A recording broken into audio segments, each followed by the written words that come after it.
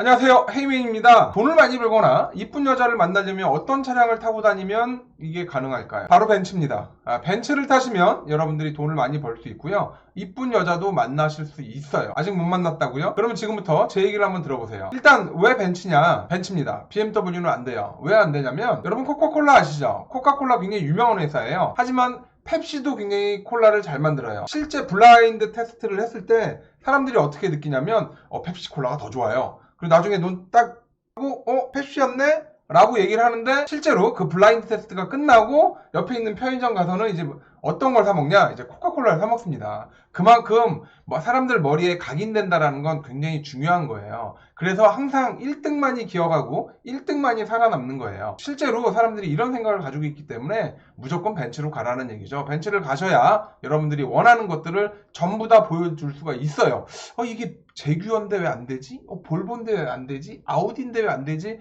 이렇게 하시면은 후회할 수도 있습니다. 역시나 이게 단순한 저희 생각이 아니라 이미 통계에 나와 있어요. 2019년도 외제차 판매 순위를 보게 되면 벤츠가 30%를 살짝 넘기고요. BMW가 한 18% 정도 된다라고 딱 봤을 때도 일반적으로 소비자들이 이제 아는 거예요. 그러면 같은 외제차에서도 어떤 차량이 많이 팔렸냐를 이렇게 쭉 알아보면 그 차량은 벤츠 E클래스예요. E클래스가 한 4만 대 정도가 판매가 됐고요. 그리고 BMW 5 시리즈입니다. 요게 한 2만 대 정도 판매가 됐고 그 다음이 벤츠 C클래스예요. 요게 한 1만 대 정도 판매가 됐고요. 그 다음이 역시나 벤츠 GLC고 이거 역시도 1만 대에서 약간 안 되는 물량이 이제 판매가 됐다라고 보시면 역시 이제 소비자들도 현명하고 똑똑한 거예요. 그냥 일반적인 외제차를 사서는 안 된다라는 걸 아시는 거죠. 아무래도 부속값도 많이 들고 그런 차량들은 남들이 먹어주는 것도 아니고 그러다 보니까 벤츠를 잘 사신 것 같아요. 근데 같은 벤츠 등급에서도 이게 E클래스는 가격이 조금 나갑니다. 나가는데도 불구하고 C클래스가 아닌 E클래스를 탄다라는 건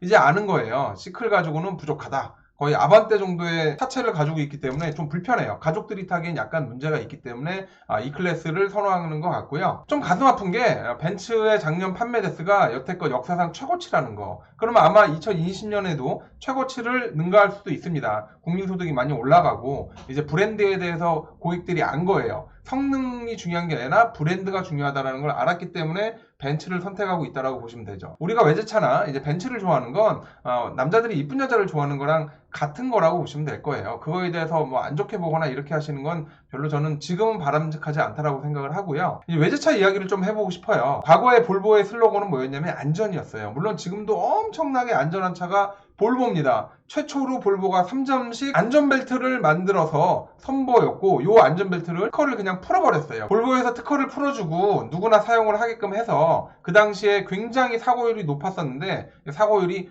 확 떨어지는 계기를 만드는 게 볼보였죠. 그만큼 볼보의 슬로건은 뭐였냐면 첫째도 안전, 둘째도 안전, 셋째도 안전. 지금도 굉장히 안전한 차량이 바로 볼보예요. 하지만 볼보 판매량이 완전 이거예요. 왜 그거냐? 이제 그 안전에 대한 건 상향 평준화가 됐습니다. 시속 100km 정도에서 달리다가 브레이크를 밟았을 때 한 60km 정도로 떨어지고 그 60km로 들이받았는데 대부분 다 멀쩡하게 살아요. 뭐 이런 또 충돌 테스트를 하는 게 일반적이고요. 그러다 보니까 시속 막 200km, 300km 달리지 않는 한 굳이 볼보가 필요가 없다라는 거죠. 여러분 혹시 시속 200km, 300km 달리나요? 달리지 않으시면 안전 크게 걱정 안 하셔도 돼요. 이제 국산 차량들도 굉장히 안전한 차량들이 많이 나왔습니다. 그렇다고 벤츠나 BMW가 국산차보다 같거나 아니면 못하다라는 건 아니에요. 왜 그러냐면 모든 물건은 역사와 전통이 있습니다. 이미 100년 전에 우리가 구한말 때나 독립운동을 하거나 한국전쟁을 치를 시기에 얘네들은 이미 차량을 만들고 그걸로 레이싱 경기를 하면서 차량의 성능을 그걸 계속 개선시켜 왔던 회사들이 바로 이런 회사이기 때문에 그 기술력은 이루 말할 수가 없죠. 당연히 기술이 뛰어나긴 뛰어납니다. 철판 자체도 전혀 틀려요. 그렇기 때문에 그 부분에 대한 점수를 줘야 되는 건 무조건 맞습니다. 맞는데 아까 말씀드린 것처럼 이미 모든 부분이 안전도 그렇고요.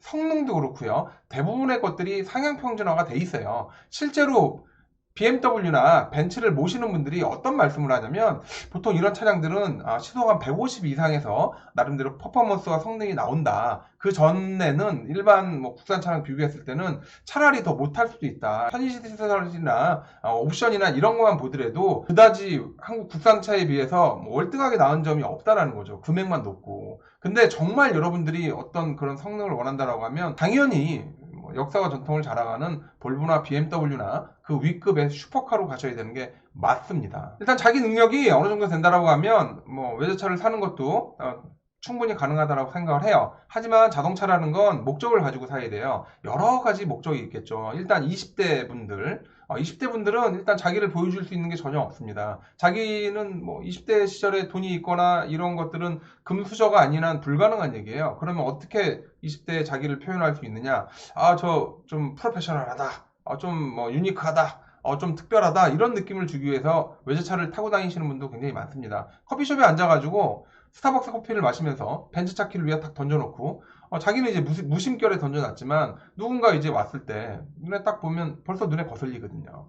시선이 계속 그쪽으로 가요. 이렇다 보니까 20대냐 30대 분들 이런 분들이 원룸에 살더라도 벤츠는 끌고 다니는 거죠. 월 수입이 얼마 되지도 않는데 그래도 벤츠를 끌어보는 거예요. 왜 그러냐면 이게 보여줄 게 없거든. 실제로 보여줄 게 많은 사람들은 굳이 보여줄 필요가 없어요. 왜냐면 보여주지 않아도 그냥 다 자연스럽게 보여줘요. 하지만 정말 보여줄 게 없는 사람들은 이걸 통해서라도 보여줘야 되기 때문에 원룸에 살면서 벤츠를 타는 게 일반적인 거예요. 사업가나 강사들도 되게 중요해요. 내가 사업을 해서 이만큼 돈을 이만큼 많이 벌었어요 라고 하는데 차가 T코다 이러면 좀 문제가 심각해집니다. 어느 정도 법만큼에 대한 레벨에 맞는 차량을 타고 다녀야 다른 사람이 봤을 때도 많이 벌었구나 라고 생각을 하고, 강의를 하라고 해가지고 강의 재테크 강의나 이런 강의를 막 하고 이제 저는 재산이 1000억 있습니다 라고 얘기했는데 이제 또 차가 T코야 이러면 또 문제가 됩니다. 이게 누군가가 이 얘기를 딱 듣고 저거 속물 아니야? 라고 얘기할 수 있지만 아니에요.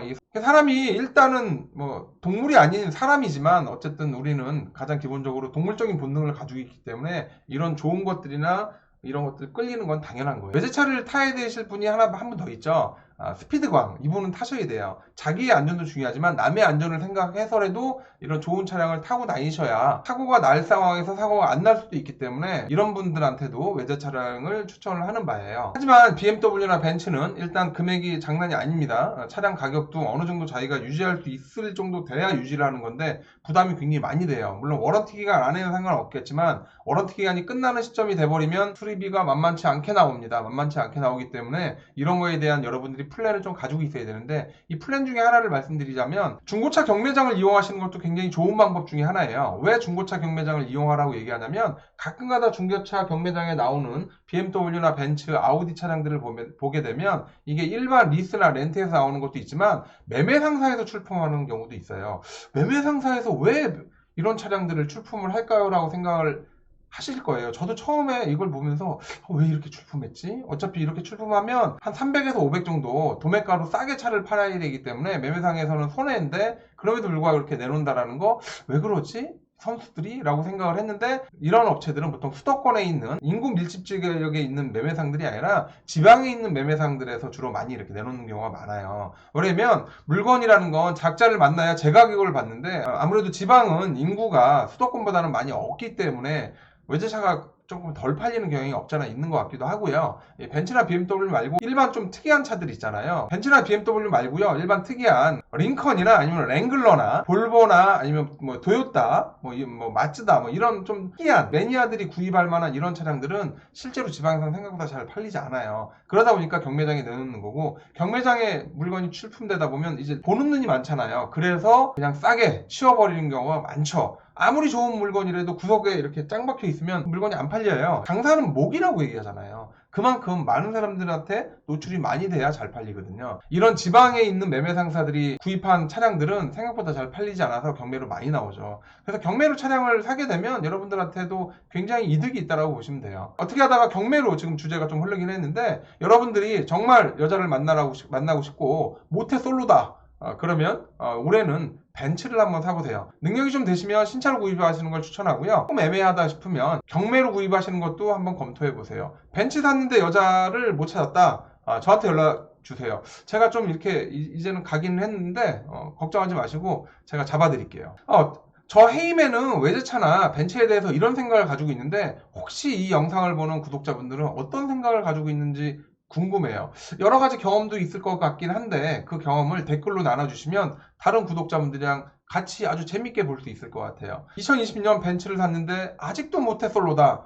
저한테 연락 주십시오. 제가 해결해 드릴게요. 지금까지 헤이맨이었고요. 다음 시간에 또 뵐게요. 그럼 안녕히 계세요.